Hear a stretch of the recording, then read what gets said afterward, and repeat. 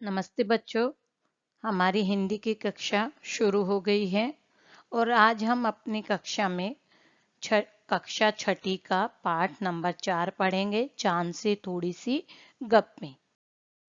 ये आपको अपनी स्क्रीन पर क्या दिखाई दे रहा है?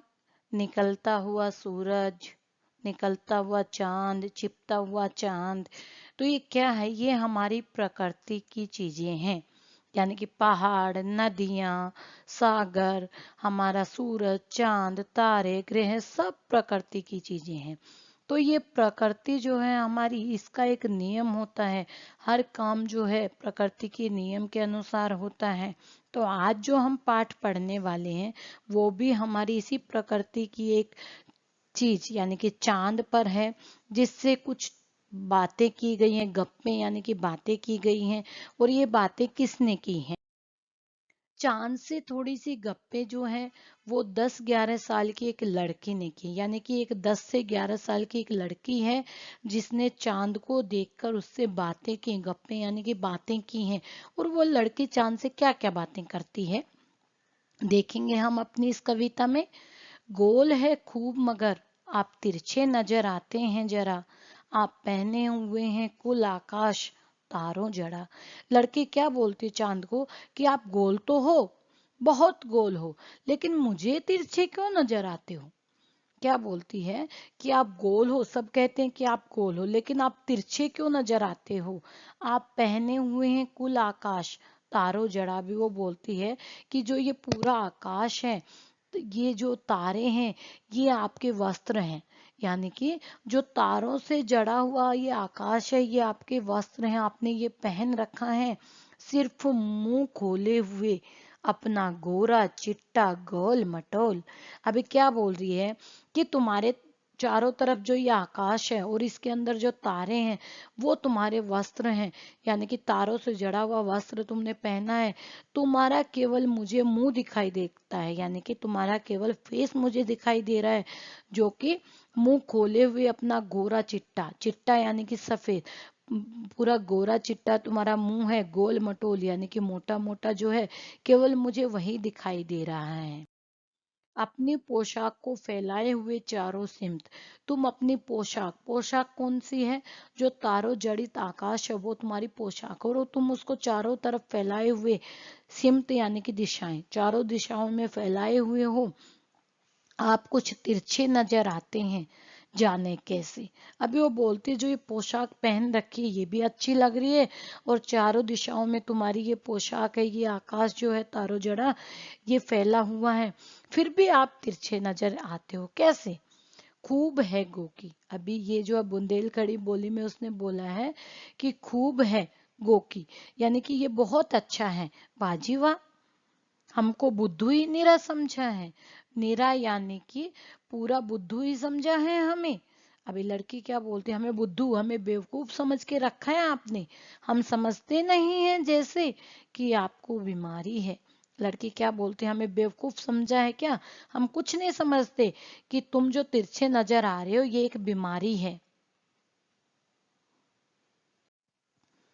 आप घटते हैं तो घटते ही चले जाते हैं और बढ़ते हैं तो बस, यानी कि बढ़ते ही चले जाते हैं। अभी लड़की क्या बोल रही है चांद को कि मुझे समझ आ गया कि तुम्हें एक बीमारी, तुम्हें एक रोग है, क्योंकि जब तुम घटते हो तो घटते ही चले जाते हो और बढ़ते हो तो बढ़ते ही चले जाते हो।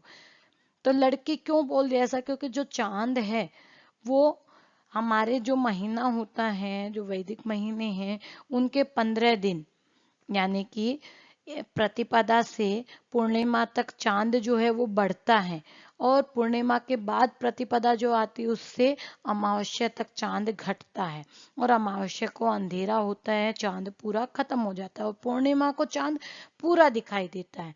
तो ये उसका एक नियम है कि वो 15 दिन बढ़ेगा, 15 दिन घटेगा। लेकिन लड़की क्या बोल रही है कि तुम्हें ये बीमारी है, जब बढ़ते हो तो बढ़ते ही चले जाते हो, और जब कम होना शुरू होते हो तो कम होते ही चले जाते हो। दम नहीं लेते हैं जब तक बिल्कुल ही गोल न हो जाए, तब तक आप आराम नहीं करते हो, दम नहीं लेते हो, बिल्कुल भी नहीं टिकते हो जब तक बिल्कुल। ये क्यों दिया है? ताकि इस चीज पे फोकस करें कि बिल्कुल ही जब तक गोल नहीं हो जाए, मीन्स कि जब बढ़ते हो तो तब तक दम नहीं लेते हो जब तक पूरा गोल हो जाते हो। क्यों? क्योंकि पूर्णिमा को चांद जो पूरा गोल पूरा निकला हुआ दिखाई देता है, बिल्कुल गोल। तब तक दम नहीं लेते हो जब तक गोल ना हो जाओ। यह मरज आपका अच्छा ही नहीं होने में आता है। अभी लड़की क्या बोलती है, मरज, मरज यानी कि ये रोग जो है आपका, ये अच्छा ही होने में नहीं आ रहा है, क्योंकि कंटिन्यू 15 दिन बढ़ते हो, 15 दिन कम होते हो, तो ये रोग तुम्हारा ठीक होने में नहीं आ रहा है। अभी ये थी हमारी कविता। अब हम अपनी कविता का अभ्यास कार्य करेंगे, यानी कि प्रश्न उत्तर करेंगे। आप पहने हुए हैं कुल आकाश के माध्यम से लड़की क्या कहना चाहती है? कि चांद तारों से जड़ी हुई चादर ओढ़कर बैठा है, या चांद की पोशाक चारों दिशाओं में फैली हुई है? किसे सही मानेंगे?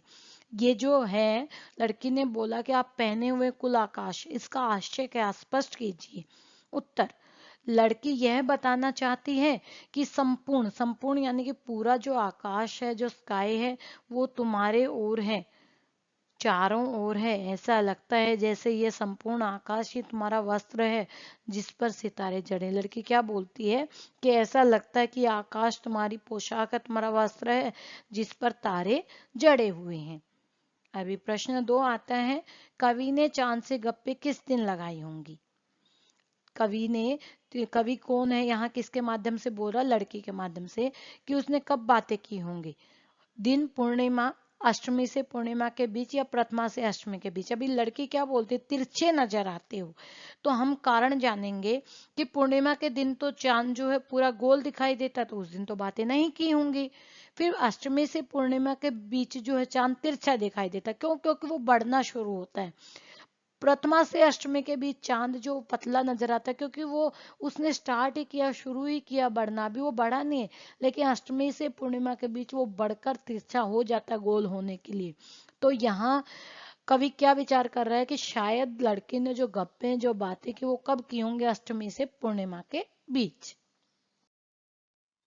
अभी आता है कि जो नवी कविता है, छंद है, उसके बदले, छंद के बदले बिंब का प्रयोग किया जाता है। बिंब वह तस्वीर होती है जो शब्दों को पढ़ते समय हमारे हमारे मन में उभरती है कि सच में ऐसा हो रहा है। कई बार कुछ कवि शब्दों की ध्वनि की मदद से ऐसी तस्वीर बनाते हैं। कुछ कवि अक्षरों या शब्दों को इस तरह छापने पर बल देते हैं, उनसे कई चित्र हमारे मन में आते हैं।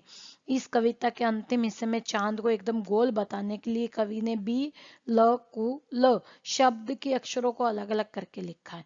तो क्या बोलता है कि इसमें बिल्कुल पे फोकस करने के लिए कवि ने क्या लिखा, चारों अक्षरों को अलग अलग करके लिखा है। तो आप किस तरह से, कौन से शब्द को आप फोकस कर सकते हो, कौन से शब्द यहाँ पर लिख सकते हो? कुछ लोग बड़ी जल्दी चिढ़ जाते हैं। यदि चांद का स्वभाव भी आसानी से चिढ़ जाने का होता तो आप वह किन बातों पे चिढ़ेगा? अभी पूछा गया, कुछ लोग जो बहुत जल्दी चिढ़ते हैं, अगर हम उनसे मजाक भी करते हैं तो भी वो चिढ़ते हैं। अगर चांद भी ऐसे ही चिढ़ता तो लड़की ने कभी उसको बोला कि तुम्हें रोग है, तुम्हें बीमारी है, तुम तिरछे क्यों, हमें बेवकूफ समझा है, तो चांद भी अगर चिढ़ता तो वो क्या बोलता? तो यहाँ पे अंदाजा लगाया कि यदि चांद का स्वभाव आसानी से चिढ़ जाने का होता तो वो जरूर चिढ़ता, और घटने बढ़ने बीमारी पे तो बहुत चिढ़ता, गुस्सा आता, चिढ़कर शायद जवाब भी देता कि मैं तिरछा नहीं हूं, ना ही मुझे कोई बीमारी है, ये तो तुम्हारी नजर का फेर है, तुम्हारी नजर में कुछ गड़बड़ है, जाके डॉक्टर को दिखाओ या चश्मा लगवाओ। ऐसे भी चांद बोल देता अगर उसका चिढ़ने का स्वभाव होता। यदि कोई सूरज से गप्पे लगाए तो क्या लिखेगा? अभी यहाँ पे पूछा गया, वो बच्चे जो हैं अपनी इमेजिन से, अपनी कल्पना से लिखेंगे कि अगर आपको बोला जाए आप चांद से गप्पे लगाओ, आप सूरज से गप्पे लगाओ, पेड़ से गप्पे लगाओ, बिजली के खंभे से गप्पे लगाओ, तो आप क्या करोगे? उसको आप कविता के माध्यम से भी बता सकते हैं, उसको आप एक गद्यांश के माध्यम से भी बता सकते हैं। फिर आता भाषा की बात, यानी कि ग्रामर। चांद संज्ञा है, चांदनी जो है विशेषण है। तो नीचे गए विशेषणों को ध्यान से पढ़ो और बताओ कि कौन सा प्रत्यय जुड़ने पर विशेषण बन रहे। प्रत्यय यानी कि प्रत्यय होता है हमारे जो जो शब्द है उसके बाद में लगता है। प्रत्यय जो है शब्द के लास्ट में लगता है और उपसर्ग जो है वो शब्द के पहले आता है। तो हमें प्रत्यय बताना है कि लास्ट में कौन सा प्रत्यय जुड़ा है। विशेषणों में, केवल विशेषण में बताना है। ओके। और दूसरा है कि इन विशेषणों के लिए एक उपयुक्त उपयुक्त संज्ञा भी लिखो, कि जो विशेषण है उसके लिए उपयुक्त संज्ञा दूसरी कौन सी लिख सकते हैं। तो गुलाबी पगड़ी, गुलाबी फूल भी लिख सकते हैं। मखमली घास, मुखमली दुपट्टा लिख सकते हैं। कीमती गहने, कीमती चीजें लिख सकते हैं, कीमती फर्नीचर लिख सकते हैं। ठंडी रात, ठंडी रात तो ठंडी कुल्फी लिख सकते हैं, ठंडी आइसक्रीम लिख सकते हैं। जंगली फूल, जंगली फूल है। जंगली जानवर भी लिख सकते हैं, जंगली पशु भी लिख सकते हैं। कश्मीरी भाषा, कश्मीरी लोग भी लिख सकते हैं। कश्मीरी पोशाक भी लिख सकते हैं। तो हम एक एक संज्ञा शब्द बताना है। फिर आता है गोल मटोल और गोरा चिट्टा। ऐसे ही जो गोल मटोल है उसमें क्या अर्थ निकलता है, चिट्टा जो है उसका अर्थ है सफेद। लेकिन हमें ऐसे चार चार योग में बताने जिनका प्रयोग हम ऐसे कर सकते हैं, जिनका एक का सार्थक होता है अर्थ और एक निरर्थक होता है, यानी कि एक का अर्थ निकलता है एक का नहीं निकलता है। हमने यहाँ पे लिखा है खाना बाना, खाना का अर्थ होता है लेकिन वाना का कोई अर्थ नहीं होता है। चाय वाय, चाय का अर्थ होता है लेकिन वाय का कोई अर्थ नहीं होता है। पानी वानी, पानी वानी हम बोलते हैं ना कि थोड़ा सा पानी वानी पी लीजिए। पानी तो पता है पीना है, लेकिन वानी क्या है, ये कौन सी चीज है। तो वानी हमारा निरर्थक शब्द है और पानी हमारा सार्थक शब्द है। फिर आता है बिल्कुल गोल। कविता में इसके दो अर्थ है, गोल आकार का और गायब हो जाना। ऐसे तीन शब्द सोच कर लिखो। मीन्स कि एक ही शब्द है जो जिसका दो अर्थ निकलते हैं। ऐसे कौन से शब्द हैं, जैसे हमारा है पत्र, पत्र यानी कि एक होता पत्र लेटर, लिखने वाला चिट्ठी। ओके। एक होता पत्र पत्ता, लीफ। तो ऐसे ही आपको सोचकर शब्द बनाने हैं कि और हम इसको क्या बोलते हैं। अंबर, अंबर यानी कि आकाश और अंबर यानी कि वस्त्र। फिर ताकि, जबकि, चूंकि, हालांकि कविता जो है इसमें इनसे प्रयोग कर, इन शब्दों का प्रयोग करके हमें दो दो शब्द बनाने हैं। आप अपने अकॉर्डिंग बना सकते हैं। जैसे मैं पढ़ाई करता हूं ताकि मैं परीक्षा में सफल हो सकूं। जबकि मुझे बुखार था फिर भी मैं स्कूल गया। हालांकि मुझे चलना नहीं आता है, पढ़ना नहीं आता है, या जो भी आप बोल सकते हो। हालांकि मैं स्कूल नहीं आ पाता फिर भी मैं स्कूल आया। ऐसे कुछ शब्द जो हैं जो आप अपने अकॉर्डिंग बना सकते हो। इन शब्दों का प्रयोग करते हुए आप वाक्य बना सकते हो। गपशप, गप और गपबाजी में क्या अंतर है। गप यानी कि झूठ, बिना वजह की बातें। गपशप यानी कि इधर उधर की बातें करना। गपबाजी यानी कि, गपबाजी यानी कि कुछ सच्ची और कुछ झूठी बातें करना। अभी आता है कि ये हमारा जो है भूगोल, जो हमारे ज्योग्राफी जो है उससे रिलेटेड है कि पृथ्वी के चारों ओर परिभ्रमण करने पर चंद्रमा पृथ्वी के साथ साथ सूर्य का भी परिभ्रमण करता। परिभ्रमण यानी कि घूमना। और 30 दिन के महीने होते हैं। चंद्रमा की वार्षिक गति को 12 महीनों में विभाजित किया गया है।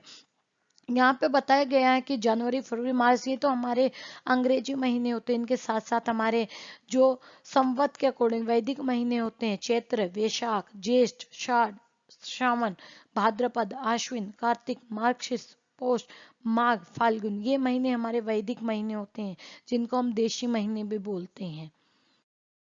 फिर यहाँ पे दो कैलेंडर दिए हैं कि ये कैलेंडरों में अंतर क्या है। अंतर क्या है कि एक कैलेंडर जो वो संवत का है, यानी कि जो संवत का जो साल रहता है वो हमारे एक्चुअल साल से अलग रहता है थोड़ा सा।